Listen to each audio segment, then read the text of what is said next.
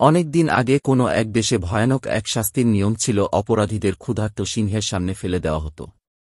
আর লোকেরা সেই বীভৎস দৃশ্য দেখার জন্য ভিড় জমাত। একদিনের ঘটনা। আসামি ছিল এক ক্রীতদাস। তার অপরাধ, সে তার মালিকের কাছ থেকে পালিয়ে গিয়েছিল।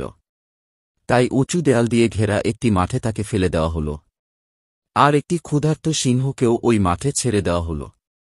সিংহটি প্রথমেই অসহায় লোকটির উপর ঝাঁপিয়ে পড়তে চাইল, কিন্তু হঠাৎ কি ভেবে যেন থেমে গিয়ে ক্রীতদাসটির হাত চাটতে লাগল।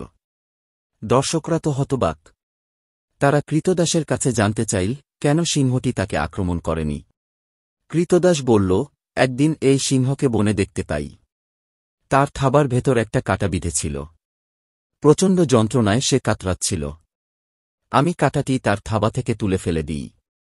তারপর থেকে আমরা দুজন খুব ভালো বন্ধু। ঘটনাটি শুনে দর্শকরা খুবই অভিভূত হল। তারা ক্রীতদাস এবং সিংহটিকে মুক্ত করে দিল। সিংহটি তখন পোষা বিড়ালের মতো তার সঙ্গে হাঁটতে লাগল। দর্শকরা মুগ্ধ হয়ে তাকিয়ে রইল। আমাদের নবী সাল্লাল্লাহু আলাইহি ওয়াসাল্লাম কত সুন্দর বলেছেন, দয়াশীল মানুষদের পরম দয়ালু আল্লাহ দয়া করেন। জমিনে যারা আছে, তোমরা তাদের দয়া করো, তাহলে আসমানে যিনি আছেন তিনি তোমাদের দয়া করবেন। তিরমিজি।